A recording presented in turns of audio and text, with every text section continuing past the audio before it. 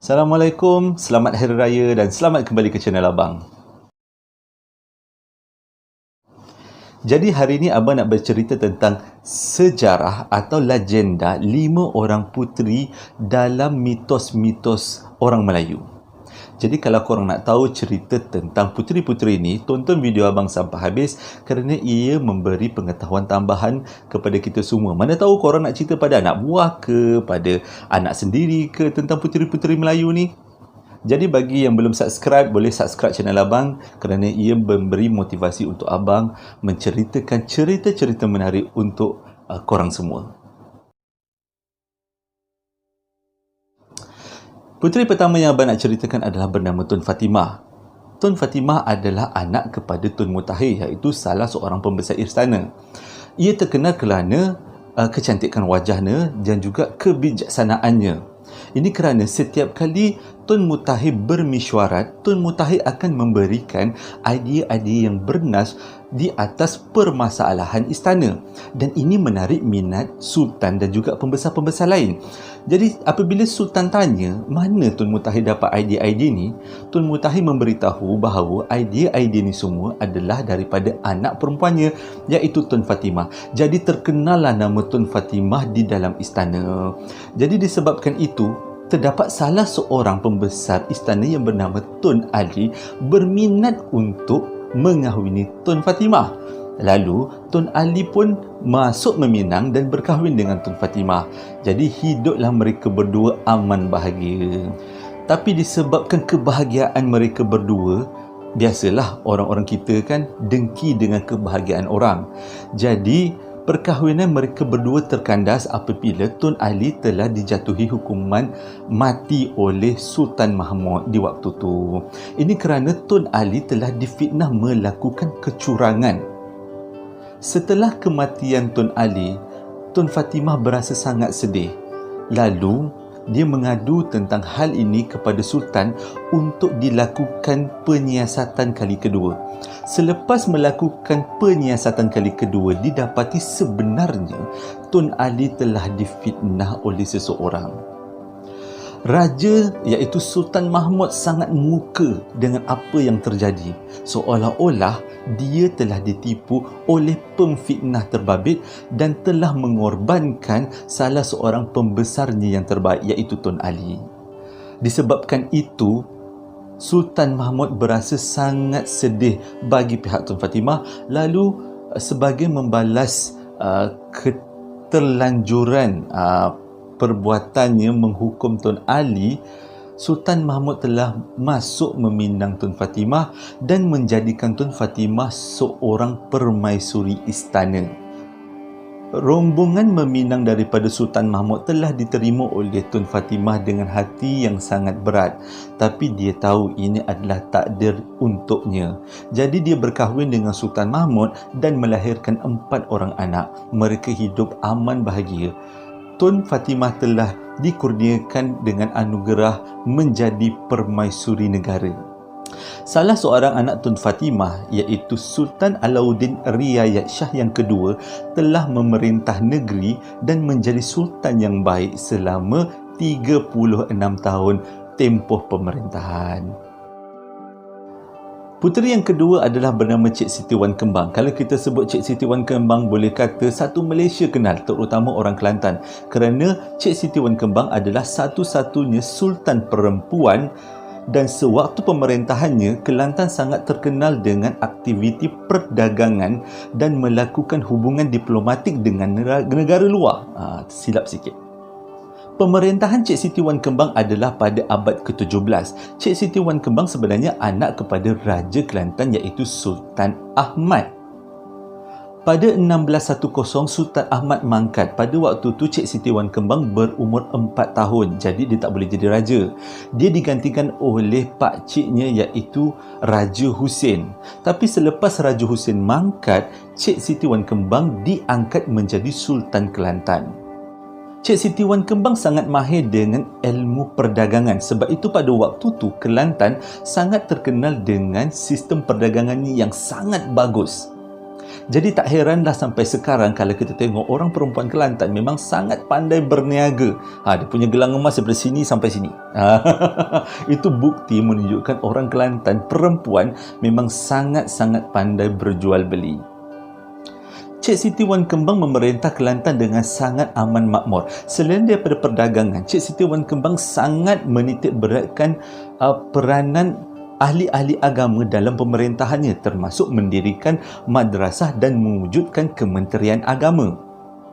Ini untuk memastikan sistem pemerintahannya adalah berlandaskan ajaran-ajaran Islam.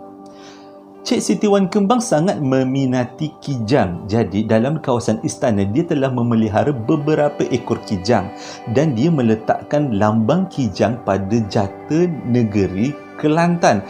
Dan kalau tak silap abang, pada waktu tu Mata Wang Kelantan juga ada lambang kijang. Ini menunjukkan Cik Siti Wan Kembang sangat-sangat suka dengan kijang. Ini kerana kijang adalah binatang yang lembut, yang baik, pada masa yang sama sangat tegas dan melindungi kawasannya walaupun dia sangat lemah lembut seperti dirinya. Di akhir hayat Cik Siti Wan Kembang, beliau telah meletakkan jawatan sebagai seorang raja dan menyerahkan tampuk pemerintahan kepada anaknya. Lalu dia berhijrah ke satu tempat di kawasan Kelantan yang dinamakan Gunung Ayam. Di sana Cik Siti Wan Kembang telah mendekatkan diri kepada Allah dan meninggalkan segala hal-hal dunia. Ini menunjukkan Cik Siti Wan Kembang telah dididik dengan asas agama yang sangat kukuh. Dia sengaja berpindah ke Gunung Ayam untuk melepaskan hal-hal dunia dan menumpukan sepenuhnya kepada ibadah dan agamanya. Puteri yang ketiga yang abang nak ceritakan adalah Puteri Gunung Banang. Dia adalah puteri siluman ataupun puteri bunian. Kita tak boleh nampak dengan mata kasar. Tapi mengikut cerita rakyat, Puteri Gunung Banang adalah saudara kepada Puteri Gunung Ledang. Sama-samalah tu orang-orang bunian, orang-orang yang tak nampak.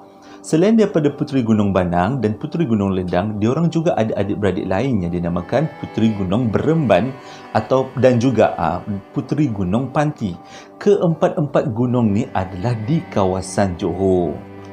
Puteri Gunung Banang sangat terkenal di kalangan ahli-ahli spiritual dan juga ahli-ahli pendaki atau pencari akar kayu untuk perubatan.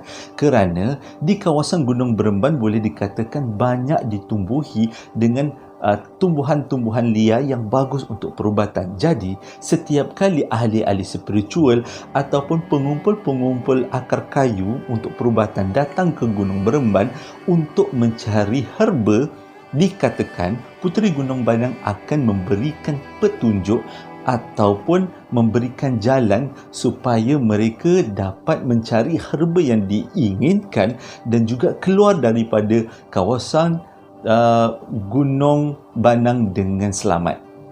Kalau kita tanya dengan penduduk-penduduk di kawasan Johor, terutama di kawasan Gunung Banang iaitu di kawasan Batu Pahat, semua orang sedia maklum tentang kisah Puteri Gunung Banang. Walaupun jarang diceritakan, tapi Puteri Gunung Banang menjadi salah satu cerita rakyat orang-orang Johor. Seperti Puteri Gunung Ledang, dikatakan Puteri Gunung Banang sangat cantik dan rupawan serta cerdik dan mempunyai ilmu dalam perubatan tradisional mengikut kata rakyat-rakyat tempatan. Jadi kalau korang teringin nak pergi jumpa Puteri Gunung Banang, mana tahu nak masuk Minang macam Puteri Gunung Ledang, korang kena bersedia dengan syarat-syarat pelik macam Puteri Gunung Ledang minta. Yelah adik-beradik, mana tahu kalau Puteri Gunung Ledang minta 7 dulang hati namuk, 7 dulang hati hama, tapi Puteri Gunung Banang dia akan minta 7 dulang hati unta, 7 dulang hati kuda. Mana tahu, abang gurau-gurau je. Puteri Gunung Banang jangan marah pula ya. Puteri yang keempat, nama puteri ini sangat terkenal satu masa dulu kerana namanya telah disebutkan dalam lagu Siti Nurhaliza iaitu Walinong Sari. Kenapa Siti Nurhaliza, Datuk Seri Siti Nurhaliza menyanyikan lagu Walinong Sari? Kerana Walinong Sari adalah berasal daripada negeri Pahang. Dikatakan Walinong Sari ini sebenarnya rakyat biasa. Dia taklah begitu cantik, dan tidak seperti puteri-puteri Melayu yang lain dilahirkan dengan lemah lembut, pandai memasak, pandai membuat kuih. Oh tidak. Walinong Sari dilahirkan dengan sangat-sangat keras. Dia tak berminat untuk masak ataupun mengemas berhias diri, tapi dia lebih berminat untuk menggunakan keris, tombak, panah dan bergaduh. Bukan calang-calang Walinong Sari ini. Jadi disebabkan ketangkasan dia menggunakan peralatan perang dan juga keikutsertaan dia setiap kali kerajaan Pahang berperang, membenteras perompak dan juga anasir-anasir jahat, Walinong Sari telah dipinang oleh Sultan Melaka. Tapi abang tak pernah dengar sultan yang mana yang meminang Walinong Sari. Peminangan tu diterima dan akhirnya Walinong Sari hidup di Melaka bersama Sultan Melaka. Tak tahulah jadi bini yang keberapa, biasalah sultan kan banyak bini. Terdapat satu mitos tentang Walinong Sari, iaitu perkahwinan Walinong Sari dengan seorang raja yang bergelar Raja Mambang Segera. Ceritanya macam ni. Sewaktu Walinong Sari di dalam kawasan Istana Melaka, dia telah didatangi oleh seekor merpati. Merpati itu merenungnya. Selepas tu, merpati itu berubah menjadi seorang lelaki yang sangat tampan dan mereka telah bertikam menggunakan keris dan tombak. Jadi berlawanlah mereka berdua selama beberapa ketika dan akhirnya Walinong Sari kalah dalam perlawanan itu. Ini menjadikan Walinong Sari ingin mengetahui siapakah lelaki yang telah bertarung dengannya. Memang lelaki ini bukan lelaki manusia biasa kerana dia berubah daripada seekor merpati. Setelah habis perlawanan, Walinong Sari pun bertanya siapakah sebenarnya tuan hamba. Dia mengakui sebagai seorang raja di kerajaan Bunian di Gunung Mambang Segera. Jadi selepas itu, Raja Mambang Segera ni bercakap kepada Walinong Sari bahawa dia teringin menjadikan Walinong Sari permaisurinya.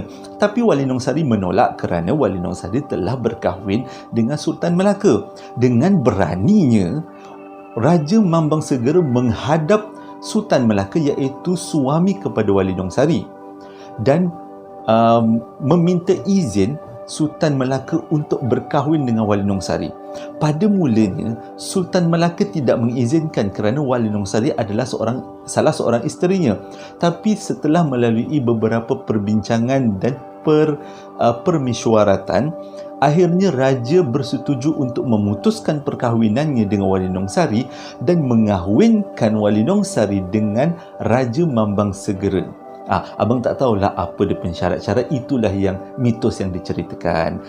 Akhirnya Walinong Sari berkahwin dengan Raja Mambang Segera dan diorang berpindah ke Gunung Mambang menjadi permaisuri di alam sana. Itu salah satu mitos tentang Walinong Sari. Jadi dengan kata lain, Walinong Sari ini bukan puteri-puteri yang lemah lembut, yang cantik. Dia sangat tangkas, keras dan juga pandai berlawan. Jadi taklah hairan kita kalau tengok ada perempuan sekarang kan yang memang keras, kuat, bekerja, semangatnya teguh. Mungkin mewarisi Walinong Sari. Puteri yang kelima yang abang nak ceritakan adalah bergelar Puteri Pelangi. Puteri Pelangi itu bukan seorang, dia terdiri daripada 4 orang. Kenapa dinamakan Puteri Pelangi? Kerana namanya adalah berdasarkan warna. Yang pertama adalah Puteri Hijau, yang kedua Puteri Biru, ketiga Puteri Ungu dan keempat adalah Puteri Kuning. Mereka semuanya adalah keluarga Raja Patani. Okey, waktu tu Patani diperintah oleh seorang raja. Jadi selepas Raja Patani mangkat, dia digantikan oleh anak sulungnya iaitu Puteri Hijau. Puteri Hijau telah mentadbir dengan saksama dan kawasan Patani, negeri Patani menjadi aman dan damai. Tapi setelah beberapa tahun, Puteri Hijau pun mangkat dan digantikan dengan adiknya iaitu Puteri Biru. Puteri Biru ni sangat cerdik kerana dia mempergunakan aktiviti perdagangan untuk meningkatkan ekonomi Patani. Bagus dia ni. Selepas beberapa tahun, Puteri Biru pun mangkat digantikan dengan adiknya iaitu Puteri Ungu. Tapi Puteri Ungu telah berkahwin sewaktu pemerintahannya dan dia telah melahirkan seorang anak yang bernama Puteri Kuning. Jadi cukuplah 4 warna. Jadi sewaktu Puteri Unggu memerintah, tapi tak lama, lebih kurang beberapa tahun saja, kalau tak silap abang dah lebih kurang 14 tahun, dan akhirnya Puteri Unggu pemangkat digantikan dengan anaknya iaitu Puteri Kuning. Puteri Kuning telah berkahwin dengan kerabat di Raja Johor, sama ada Sultan Johor ataupun kerabat abang tak pasti. Mengikut cerita macam itulah dengan keluarga Johor. Dan setelah berkahwin, dia memerintah di dua kawasan, iaitu Patani dan juga Johor. Jadi Puteri Kuning ni tidak mempunyai pewaris. Jadi pemerintahannya adalah selama 20 tahun dan akhirnya Puteri Kuning pun mangkat tanpa meninggalkan waris, dan anak sedarnya telah menggantikan posisinya menjadi Raja Patani. Demikianlah cerita tentang 5 orang puteri yang terkenal dalam sejarah Melayu. Mungkin kita pernah dengar Puteri Tun Fatimah, Wali Nong Sari, dan juga tentang Cik Siti Wan Kembang. Biasalah kita dengar, tapi tentang Puteri Pelangi dan juga Puteri Gunung Bandang tu jarang-jarang kita dengar. Tapi 5 orang puteri ini sentiasa menjadi sebutan dalam sejarah Melayu, antara puteri yang terkenal dan memberi impak positif kepada pertumbuhan perempuan di dalam tanah Melayu. Terima kasih telah menonton video abang daripada mula sampai habis. Kali ni abang cerita dengan cerita-cerita yang santai, sebab dah sebelum-sebelum ni abang cerita-cerita yang berat kan, kebanyakannya kisah pembunuhan, kisah raja. Jadi kali ni agak santai-santai sikit lah abang cerita tentang kisah puteri. Mungkin korang rasa cerita ni tentang terlalu ringan sangat kan, tapi sebenarnya ia memberikan pengetahuan tambahan untuk kita semua. Sehingga berjumpa lagi di lain masa. Assalamualaikum warahmatullahi wabarakatuh.